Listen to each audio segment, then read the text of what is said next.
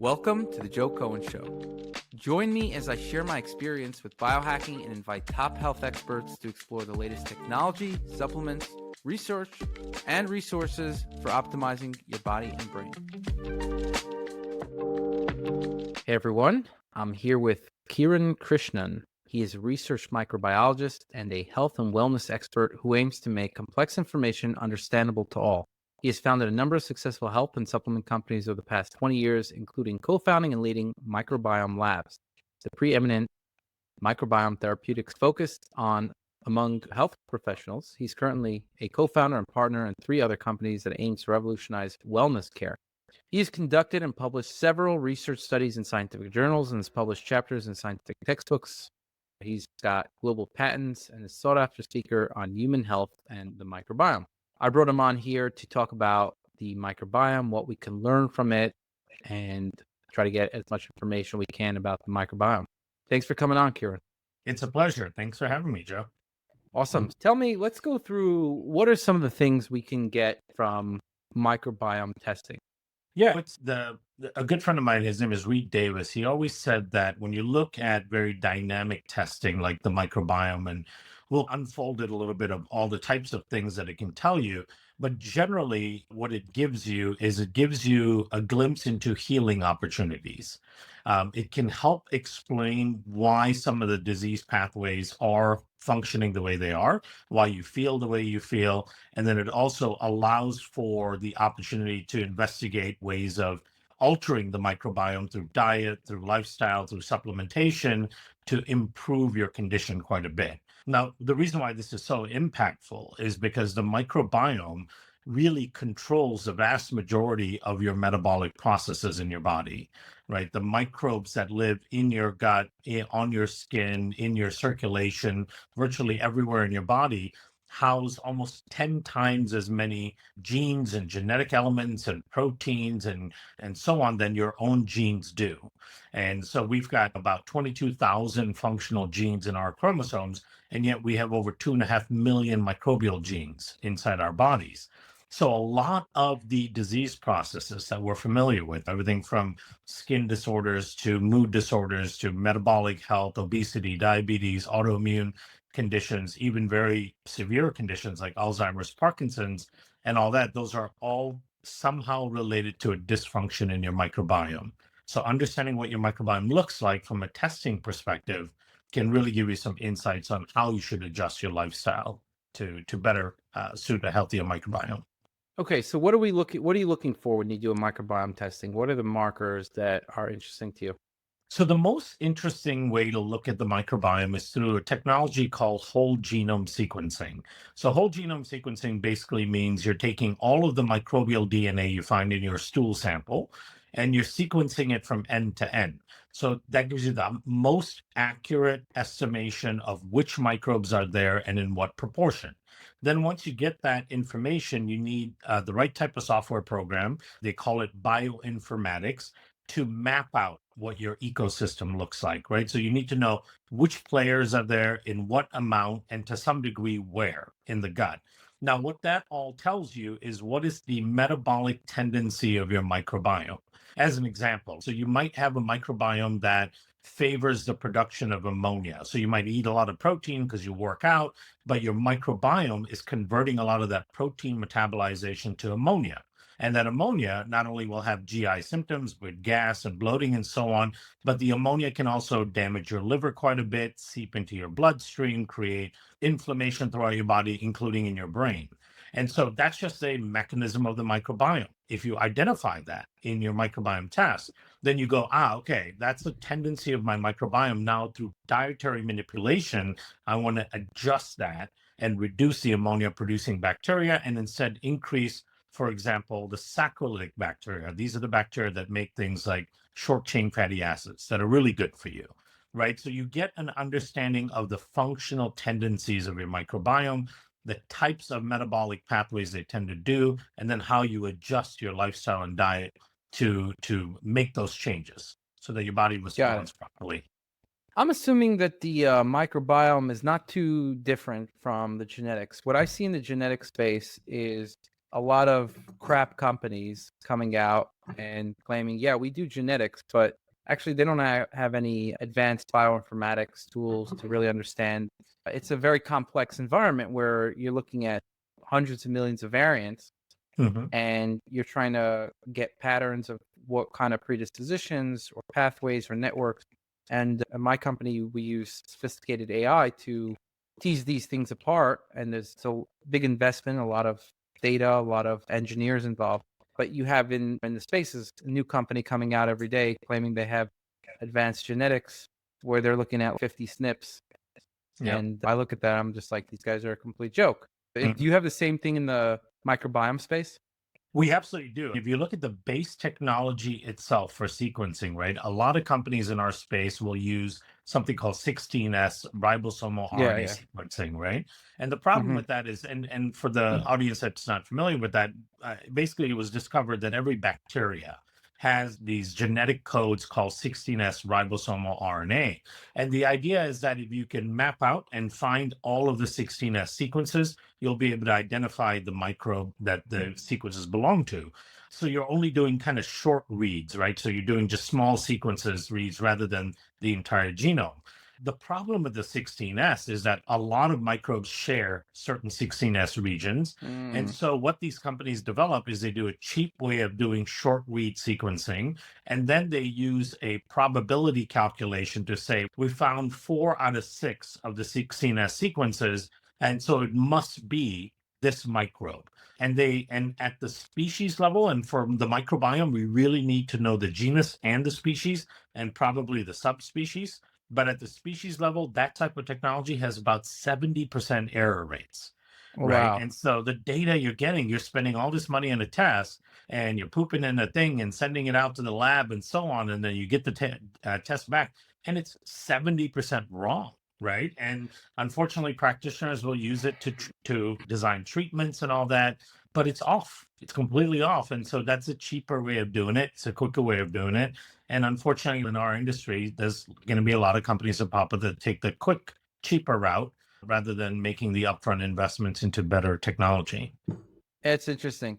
I don't know how nefarious it is in the microbiome space, but in the genetic space, it's out of control. It's really like the Hmm. Wild West. I hear what you're saying, and you're like, it could be 70% wrong, which what I get from that is the 16S S, technology or RS. What is it? It's 16RS or S? 16S ribosomal, so Okay. 16SR. Yeah. 16SR. I'm aware of that. Like there's labs that do that, but you're saying it's garbage, pretty much, just to Yep. summarize. I For would say that microbiome testing, yeah.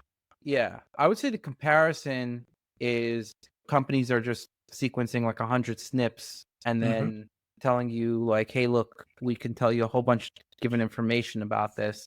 And I would compare that to like, imagine you had 200 million letters in the book and some company is going to tell you, we're going to tell you all about everything there is to know about your personal blueprint book, right?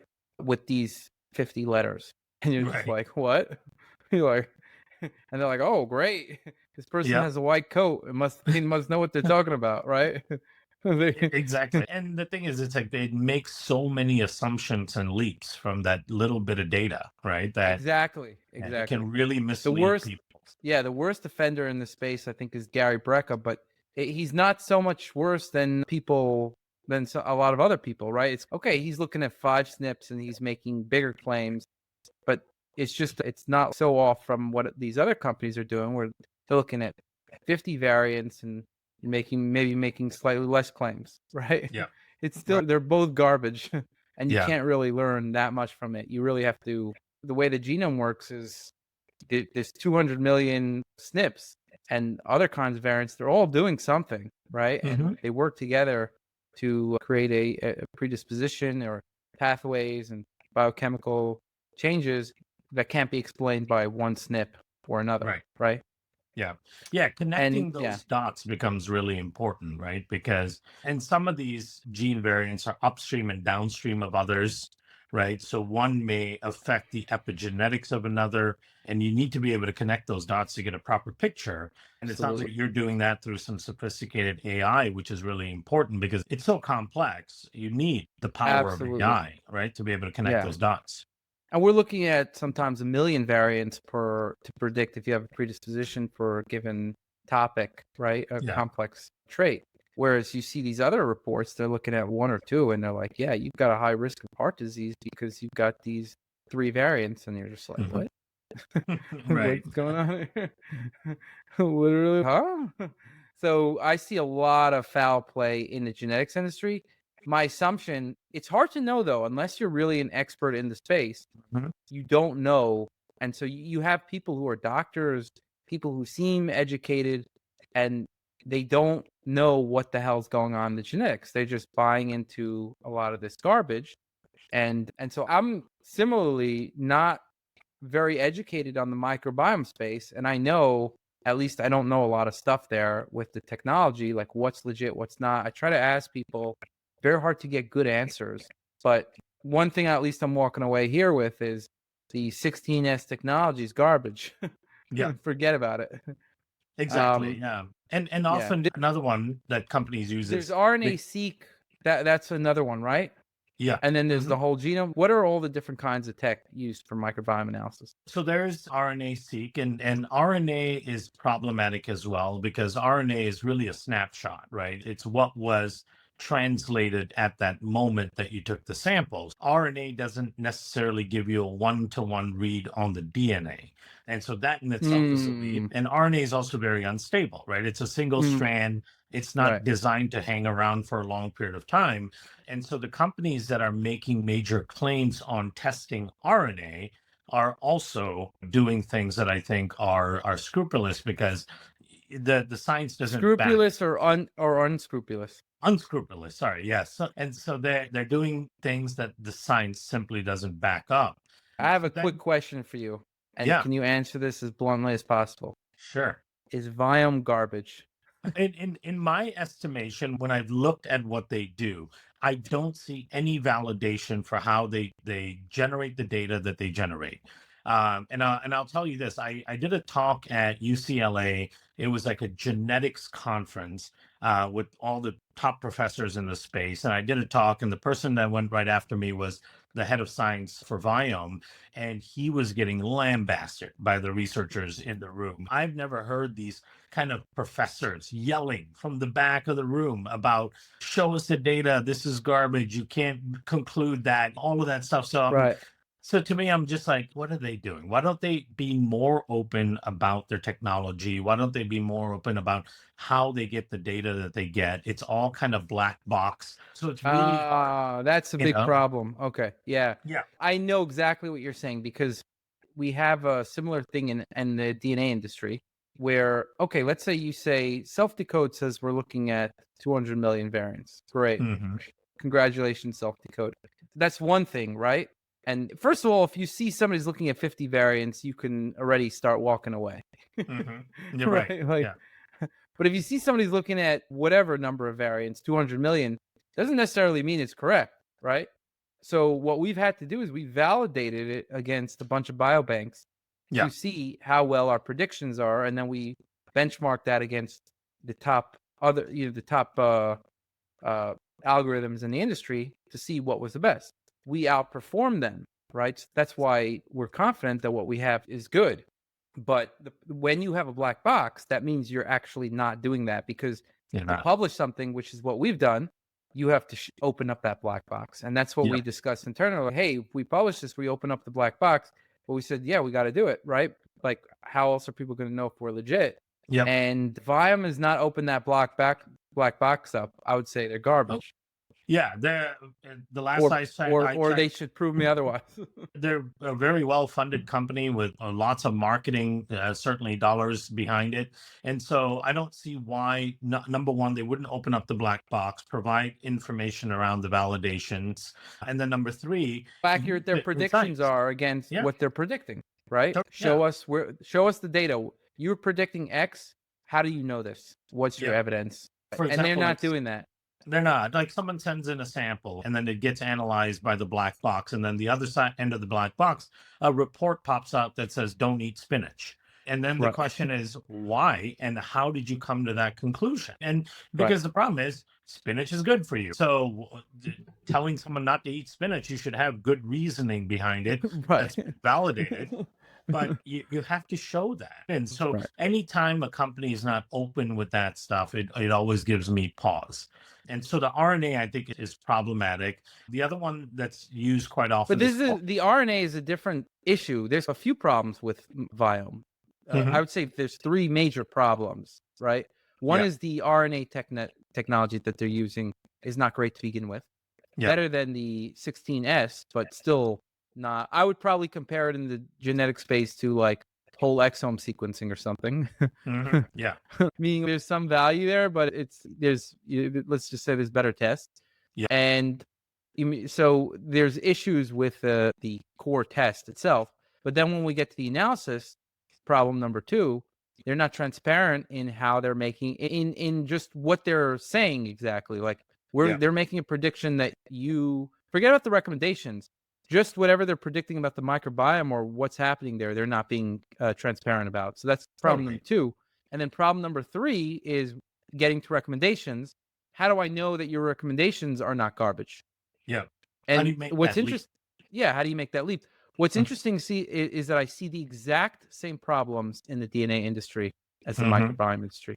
I think the DNA is probably worse, to be honest, Yeah. because it's the gulf is much easier between just taking 50 SNPs or 5 SNPs, taking some PubMed studies, and Right. actually having legit technology. Whereas you could have legit technology. It's probably a little, it's easier, it seems. I don't know. I'm making a guess here, but that's my assumption is that the DNA there's a bigger gulf between the garbage and the legit stuff. But still, the microbiome seems like it's still also a big gap between legit and what's not. And Yeah. the bottom line is you could pay for garbage and not get any useful results. Because I'm in the industry, I bought it. Yeah, I just buy all these tests just to Mhm. see what it is so that I know what's going on. I could talk about it. I'd say the Viome test was not very relevant, right? It Yeah. wasn't clinically relevant. There was a few things that maybe were interesting, a few tidbits, but overall, I would say not too informative, No. right? It wasn't worth what you were getting for it. Let's put it that way, right? Yeah. You could get a tidbit of good information here and there, Yeah. and I think you could do the same with the DNA. Even if you take a shitty DNA test, all right, at least you'll find out if you have MTHFR or not. Yeah.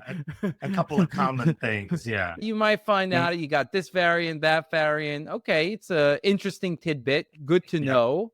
I would say that would be the equivalent of a Viome test where I got some interesting tidbits. Wouldn't say it was a complete waste of money, but it's definitely not near the promise that they're trying to convince you that they're giving you, right? Yeah. It's not anywhere Exactly. close. Exactly. It's not going to map out your whole microbiome No. accurately. It's not going to give you all these deep insights around how your diet should be adjusted and your lifestyle and so on, right? Because it just does not have that capability. It's technology that doesn't get you there, and it's a misnomer that it does. And people, 99.9% of people walking around don't understand any of this stuff. So they just see the great marketing and so on, and they Absolutely. just Yeah, yeah. buy right into it. Because I'm in the DNA industry, I've had the experience within this industry to know, hey, all these people are just throwing away their money with Mhm. these wasteful DNA tests.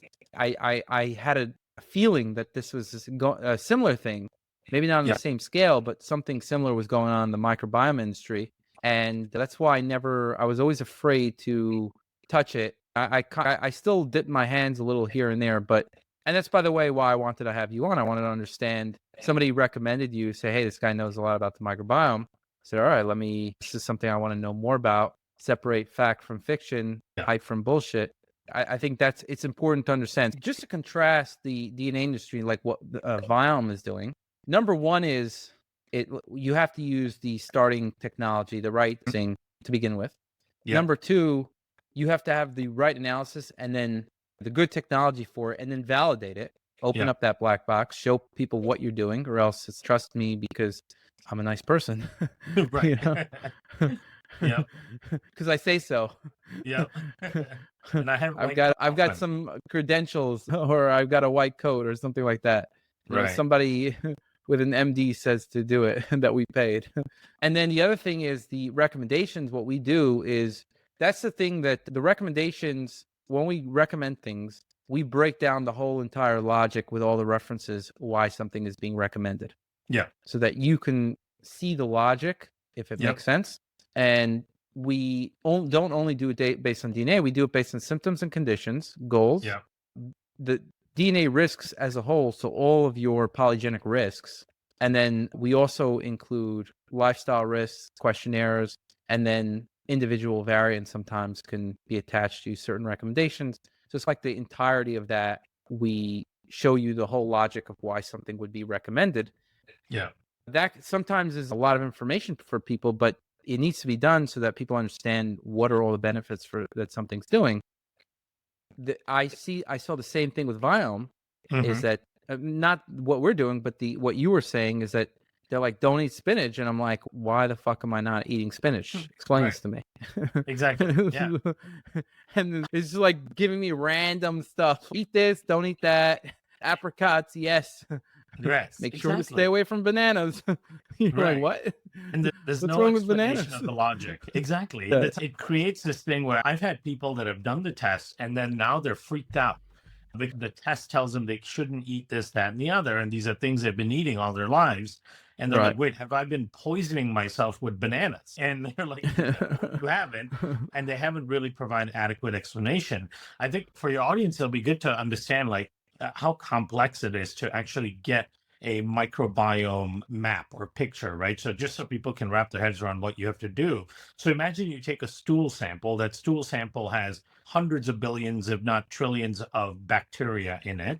And then it's also got human DNA and other things in there, right? So DNA from food that you've eaten and all that. So there's a lot of contamination, if you will, within that. Right. So then the way you do it is you take that sample and then you go through a different process of purification and spinning out and all that to spin out the bacteria itself. So you're trying to isolate the bacteria. And then let's say you've got several 100 billion bacteria you've spun out. Now you have to chop up the bacteria, break them open to get the DNA out of them. So now you've broken up all the bacteria, you've got all this cellular debris everywhere, and then you're pulling out all of the millions of genes out of the bacteria.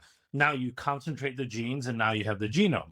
In order to actually start to analyze it, you actually have to chop up the genome. So you're using enzymes to break up all the DNA and all the genomes that are in that little sample. And then you have all these fragments, trillions of fragments of DNA that you have to reassemble into full genomes, microbial genomes, right? So every step in that process has to be very well validated, because slight errors in any of those steps can completely throw off your sample prep, your sequencing, your reassembly, and all of that stuff. And then once you reassemble, you have to show validation like you did against known databases, right? That you can break up DNA and reassemble it in an accurate manner against a known database, for example, right? And then finally, once you have reassembled it, then the bioinformatics software and all that takes over to really utilize technology like AI to read the entire ecosystem.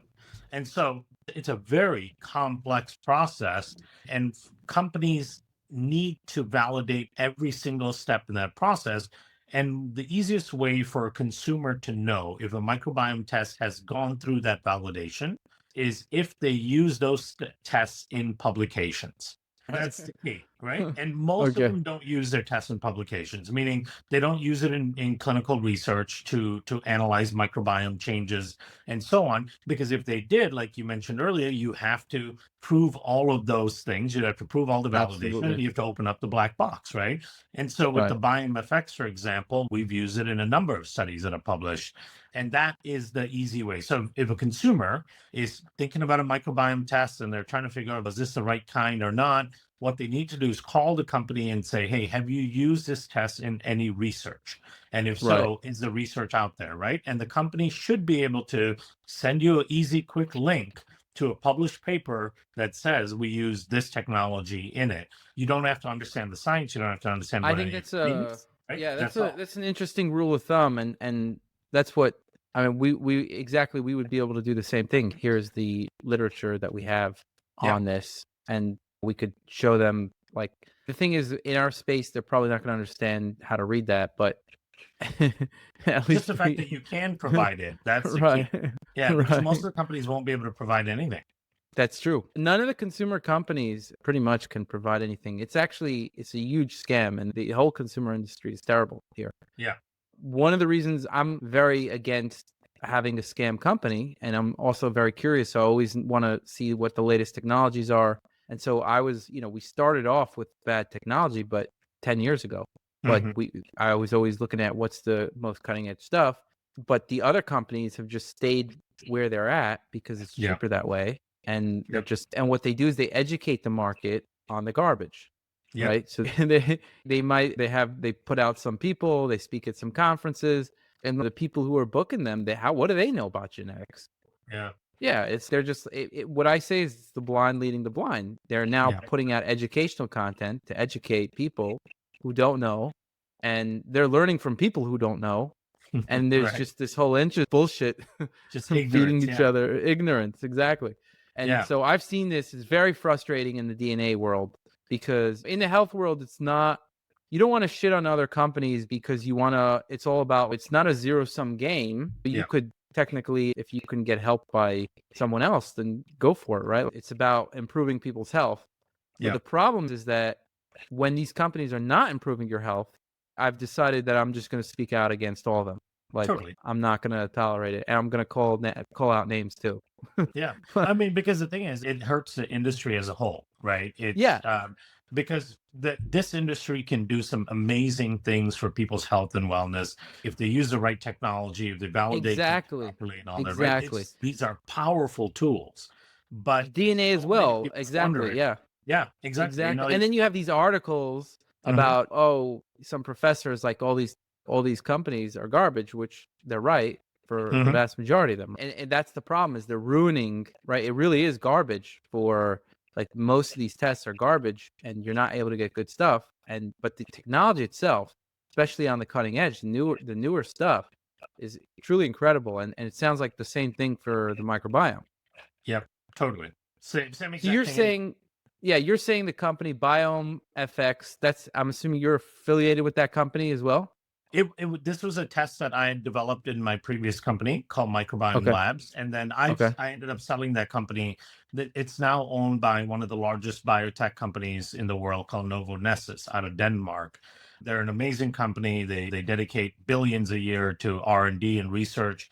And the thing is, I would have never been able to sell this kind of technology to a big multinational like that if it wasn't really well vetted, right? Right. Because they're not going to buy anything and put their name on it if there's risk that there's any sort of scam or nonsense Yeah, happening. yeah, yeah. So now they run it, they own it, but it's still a technology I use, a test I use with people that I work with and myself. Got it. And the thing is, you said a very important thing. So 16S, and this is the parallel with your world of DNA, 16S bacterial sequencing technology was developed 25, 30 years ago, right? And when it Hmm. first came out, it was very expensive, very novel, and so on. But then whole genome sequencing, which is they call it next generation sequencing because it brings a lot more accuracy and all that, came out about 10 years ago and has become better and better cost wise. But so many of the companies have just stuck with the 16S because it's so cheap, right? So imagine this, it can cost, they're selling some of these sequencing tests, the kits, for $450. It costs them probably less than $20 to run it, Oh my right? gosh. Which is Wow. mind-boggling. And so, Similar to the DNA space, when you do these PCR, just specific yep, variants, $20. yep. I was like, yeah, it's nothing. It's like And they're getting a couple data points here. yeah, and the thing is, so that's another technology that's used a lot in the microbiome But I don't space, even think PCR. these companies are not doing it because of how cheap. It's one of the reasons how cheap it is to sequence. But I think a bigger reason is they just don't have the technology, which is Right. way more expensive, to actually analyze it when you do get more data. That's the Totally. problem. Yes, that is a big That's the problem. bigger problem. Yeah. Yeah. But it was, and in part because, so in the microbiome space, there are numerous labs you can go to get the sequencing part done, right? So I can send a stool sample to 15 different labs and they can extract the sample, prepare it, put it on a chip, run it, and get me the sequence. So Hmm. that part can be done in many places. But like you said, in order to get that massive amount of data properly interpreted and utilized, I would need my own bioinformatics. And if you don't invest in building your own, then you have no way of using that data. So I think your point is correct in that many of them are probably stuck with the old technology because they haven't bothered to invest in the updates and develop new technology. So yeah, And makes a lot it's of the sense. same thing with the DNA. There's 15 labs that you can get whole genome, whatever you want. It's Mhm. not the getting it sequenced, right? It's Yep. the analysis, whereas the is much more problematic point, right? That's the whole thing. So sometimes you have companies saying, "Hey, we do this and that," and it doesn't matter what the analysis is where the bottleneck is for Yep. in the genetic space, and I'm assuming that it's the same thing with Same the exact thing. microbiome, Yeah. as you mentioned. It's so interesting, all the corollaries between the DNA space and the microbiome. And it's not only that, by the way. Like, I look at these other companies, they have a PDF with 50. Mhm. The test is cheaper, okay, fine. But to maintain the system, you need one person with maybe 10% of a brain. Right. Right? Yeah. Like, it's literally any developer from the Yep. slums of India will be able Totally. to maintain that system, right? Yep.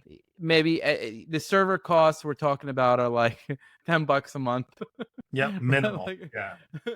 like literally, because you're just looking at so little data. And then I'm looking at what we're doing. I'm just like, holy shit, what to do we spent like $20 million getting there. And then we need an engineering team of 20 people to maintain the system. And then we Yep. need there's all these complexities. And I look at our Amazon bills after we put in so much time and effort into minimizing the cost. It's still like $75,000 a month. It's Yeah. like I'm like, yeah, I get it. Why these companies are doing a stupid PDF and like from an economics, and people don't realize, and they're just like, I know.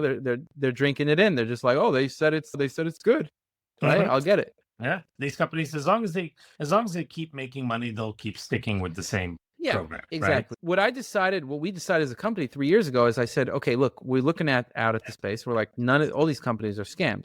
Mhm. Instead of just saying we're the only non-scam company, let's actually open up our infrastructure, open up our API so that these companies can do it.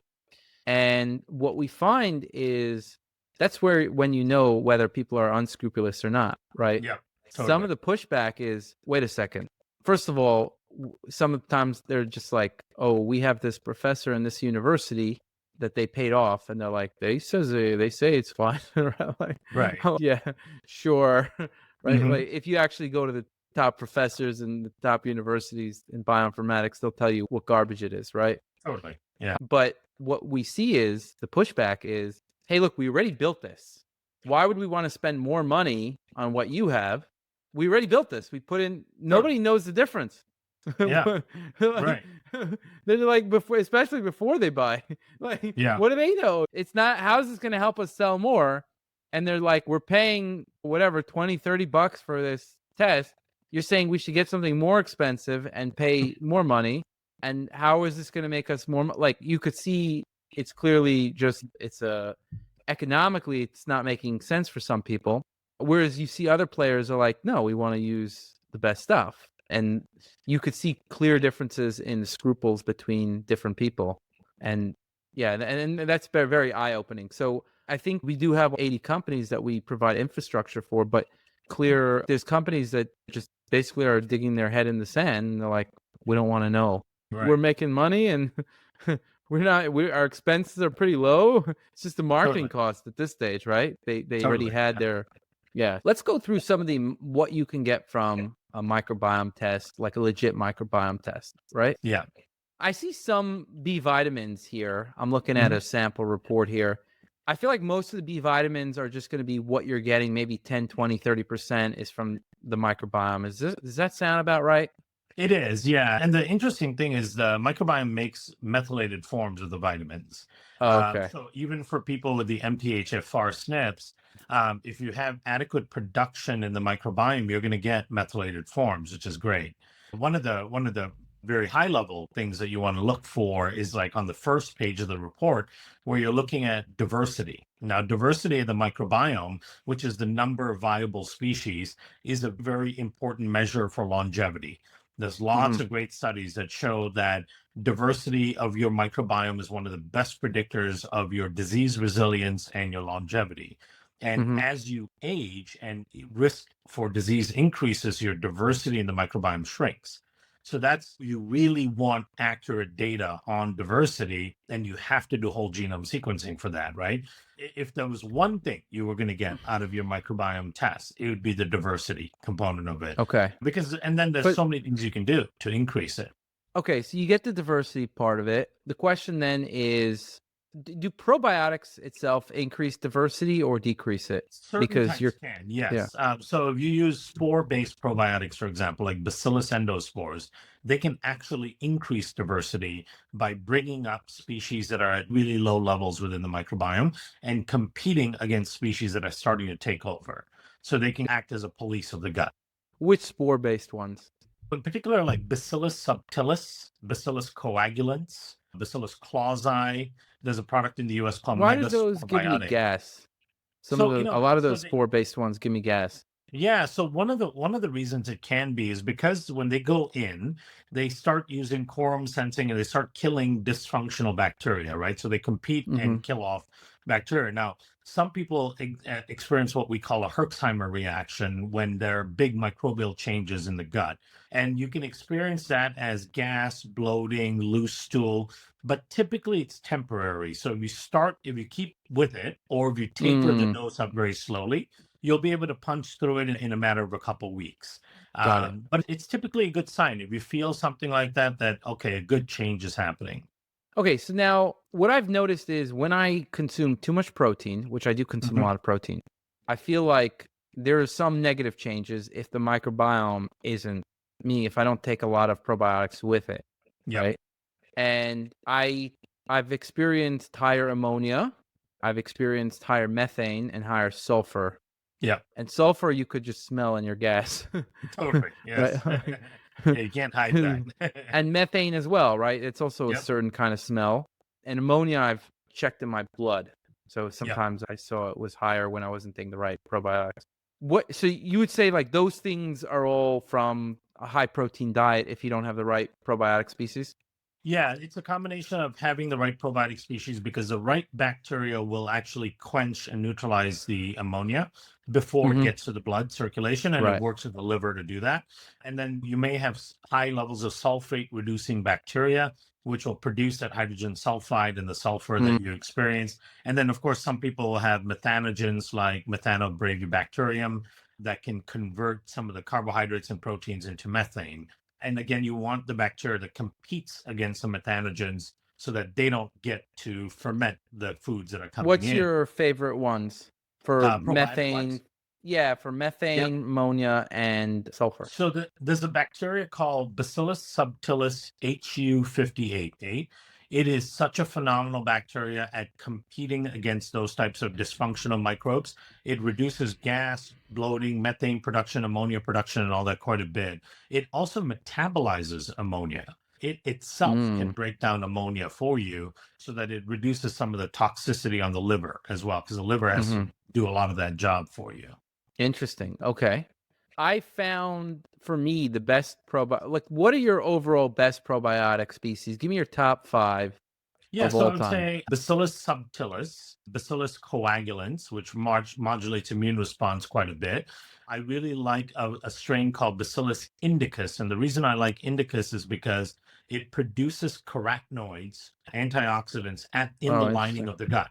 So they're very highly bioavailable, right? So things like alpha carotene, beta carotene, lycopene, lutein, and so on. I really like Saccharomyces boulardii, which is a Okay. probiotic yeast. Saccharomyces boulardii is amazing for controlling bad bacteria and increasing diversity in the gut. And finally, I really like something called Pediococcus acidilacticae. Okay. Pediococcus is a bacteria that is naturally found in grasses. Humans have been using it for thousands of years to ferment like sausages. for example, right? Mm. And the studies show that it's a really strong modulator of immune response. So when your immune system is going haywire and attacking things it shouldn't attack in the case of allergies and so on, or food sensitivities, or even as far as skin conditions like dermatitis, eczema, and all that, taking Pediococcus can modulate those types of responses.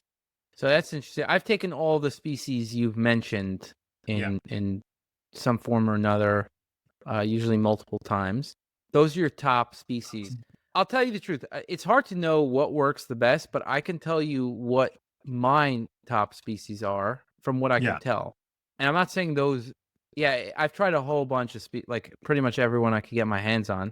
The ones that I find are the best are the B. longum BB536, Yeah. B. longum is great the too. Yeah. the L. plantarum 299V, and then there's B. lactis BB12.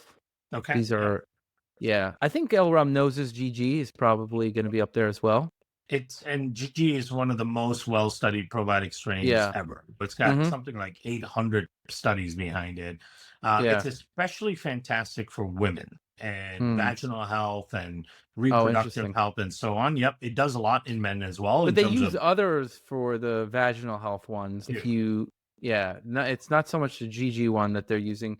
And I guess this comes into a different question of, I also a certain species of L. reuteri. yeah. It's a specific strain. I forgot the Yep. exact numbers, but it starts with 19, I think.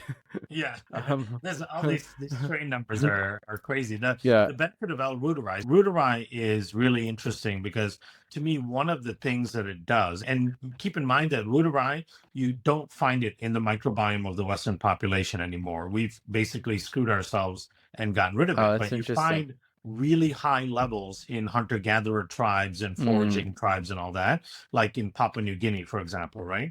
And one of the things that reuteri does, it does many things, but one thing is it increases the production of oxytocin, which is your love hormone, right? And this may be a big issue around stress management and so on, is that in the Western world, we've knocked out reuteri from our ecosystem.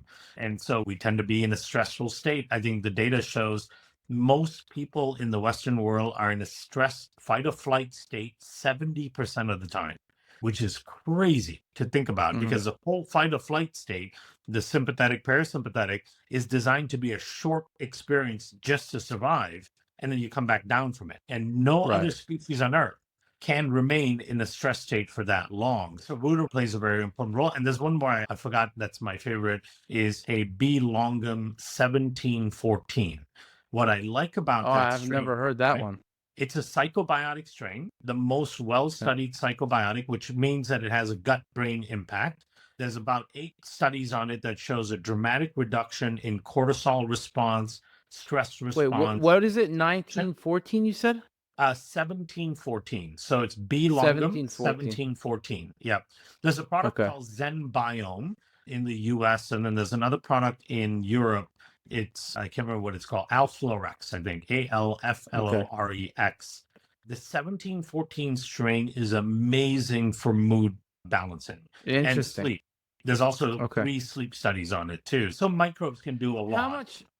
much one of the things I've noticed about microbiome stuff, probiotics, and Mhm. I didn't know this before really diving deep, is how much of a difference specific strains can have Yes. on the outcome. You're just like, oh, this one has L. plantarum, this one has L. plantarum.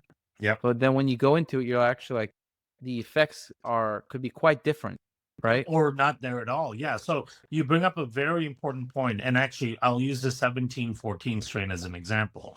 So Bifidobacterium longum 1714, which is a subspecies of longum. This Mm-hmm. strain, which was discovered in the digestive tracts of older, very happy, very balanced Irish women. And one of the largest microbiome research institutes in the world discovered it, and it has so many studies and so many amazing effects on managing mood, stress, anxiety, depression, all of that. But all of those effects come from a single gene that subspecies contains that makes a special carbohydrate. If you knock out that one gene, it no longer has any of those effects at all. And other forms of B. longum, Bifidobacterium longum, don't have that gene. right? So what tends to happen in the probiotic space, where like we have it in the genetic space and the microbiome testing space, is a company spends a lot of money developing a special strain like B. longum 1714. They do all this marketing once all the research is published and so on. And then another company just finds a generic version of B. longum and then uses all this borrowed science to market their product Right. when Right. there's no effect from that strain. So another very important thing for people to understand is when you're looking at probiotics, you want to make sure that you've got the right subspecies. So those numbers at the end make a difference, right? So Rhamnosus GG, for example, or Acidophilus Right. DDS1, right? Those make a difference. Then the question, though, I agree. That's something I've understood. Mhm. The question then becomes how much of a difference? And maybe sometimes more, maybe sometimes less. We don't really know. Like, it's hard to know, but how much of a difference do you think? Would you ever buy a generic L. rhamnosus species? I would know because for two reasons, right? Number one, you don't know that there's any effect at all, and number Right. two, you don't know that's actually L. rhamnosus. There was a study published in 2015, right? And this was published in the Journal of Nature, so top tier scientific journal. And this was a study done by UC Davis. They took a number of child-based, like children's probiotics, and then they did species identification work on the products, and they found that 94% of the products had different species in the capsule than what was claimed on the label, right? And that's in part because the companies that use generic stuff are not necessarily spending the money on sending the strains off for sequencing to validate that it is L. rhamnosus, right? Mhm. And there's a Israeli university that did two studies where they showed that these kind of generic, what I call kitchen sink formulas, where they throw 15, 20 strains into the mix, when you do a generic formula like that, it can in fact compete with their own endogenous bacteria and slow down the recovery of your gut, for example, from antibiotics, right? Mhm. So there's a lot that goes into thinking about the right probiotic because the right one can be powerful, but the wrong one not only would not do anything, in some cases, it can have a negative effect. Right. So I would say that I've come to learn that based on number one, kind of like looking at information, but Right. still, it's hard to prove anything. I think because you can't, how are you going to prove that the non species are not effective? Right. You can, Right. maybe you can prove that the certain strains are effective, but how are you going to prove a negative statement that all these other ones are not? It's very hard Right. to think to prove. What I can say is I've done megadosing experiments on each of these species. And whenever I do it on the strains with like specific strains, I find that I get better results than if I just, number one, go with when I was going with probiotics that were just like, who the fuck knows what these things are? Totally. Yeah. And then when I just do like specific strains, I'm like, all right, now I'm feeling this. Like now this is Right. having a very good effect. Whereas, yeah, if I take like a Swanson L. rhamnosus, I'm just like, I don't know what the fuck is going on here. When I'm Yeah. taking L. rhamnosus GG, I'm like, oh, Yeah. I'm starting to feel something here. You All know, the so difference. Yeah. There's a reason yeah, one you is can. $8 and one is $40. So Sometimes not, yeah. right? Sometimes it's just marketing and Yeah. branding, right? If you just get it, sometimes Swanson will have the exact same thing. Like Yep. NAC is NAC. It doesn't matter if you Mhm. charge $40 for it or not. But in this case, it makes a difference, right? I even emailed them. I'm Microbes it like, does. Yeah. yeah, I'm like, what strains are you providing here? Because they weren't listing it on a Yep. lot of them. And they're like, we believe that it's very similar and these are brands and it's just more. I'm like, in this case, it's not just marketing and branding, it's actually Mhm. more legit.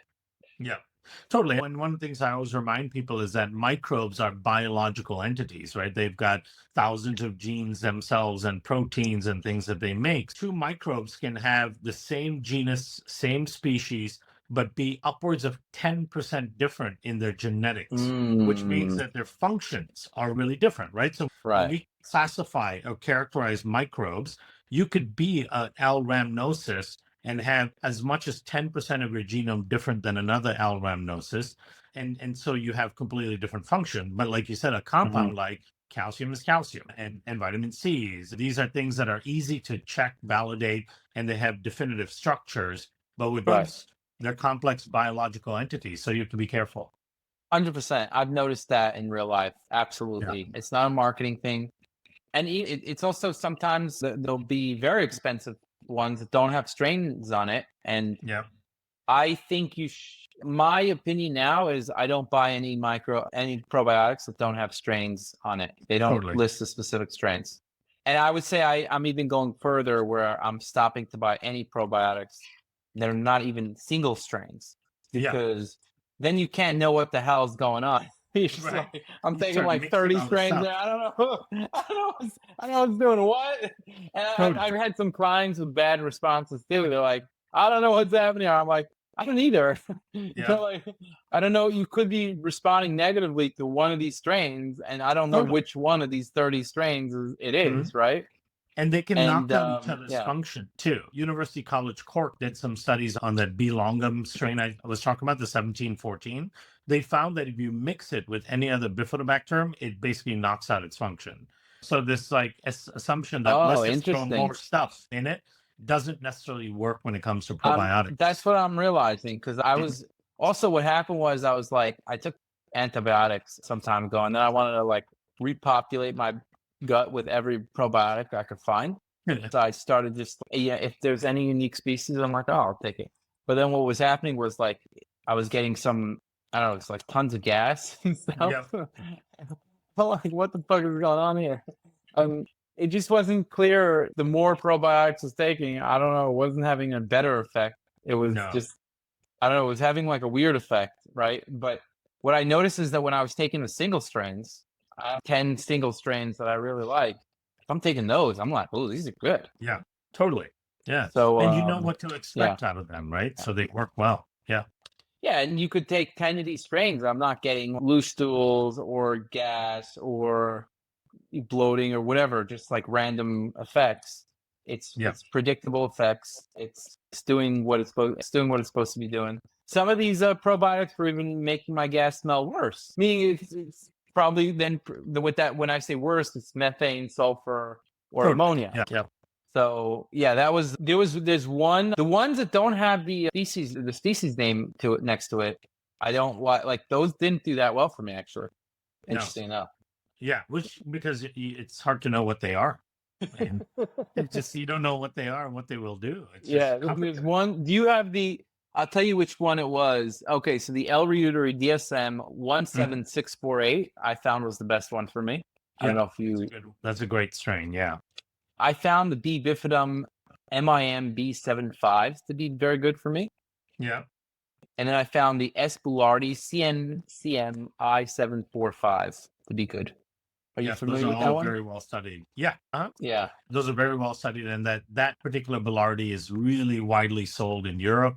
There's Not probably so much in the US. It was a little harder. It was like one company that was selling in the US. Yeah, it's widely in Europe and not in the US. US has a couple of Canadian source Bilardis that are more popular that also have studies on it. It's also a good product. I don't remember the strain number on it, but the one you mentioned has 50 publications on it. So it's a fantastic. Yeah. Yeah. Absolutely.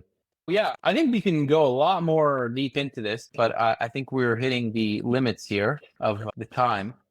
But yeah, maybe we could do a part two at some point, really going Sure. deeper into the microbiome testing, because we haven't really even begun to dive into a lot of the, what you can get from that, right? Yeah, there's a lot there. We would definitely have to do a part two, but I think to start off with, letting people know that if you're going to do a microbiome test, try to find one that has been used in research. That's a great first step, right? So then at least you're going to get Yeah. accurate information that's been vetted by third parties.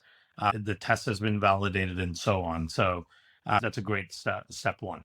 Yeah, 100%. Yeah, it was great having you. Where can people find you? Yeah, so I try to put out a lot of educational material on my Instagram page, which is Kiran Biome. So it's KIRANBIOME, and then Kiran Krishnan on Facebook. But Kiran Biome, I put out a lot of information there just to educate and empower people on the microbiome. All right, awesome. Hopefully we'll have a part two and go through some of the other stuff. But this podcast has been very illuminating. And I think you're the right guy. I didn't know 100% what to expect before, but Yeah. you got a good recommendation. So I was like, all right, let's see what happens. Excellent. I appreciate it. Thank you so much. I appreciate the opportunity to be able to talk about this. All right, awesome. Thanks for coming on. My pleasure. 67% of listeners aren't subscribed to the show, so please don't forget to show your support by hitting the subscribe button now. You'll not only be supporting the show, but also investing in yourself and your health journey, all while helping to keep us ad-free.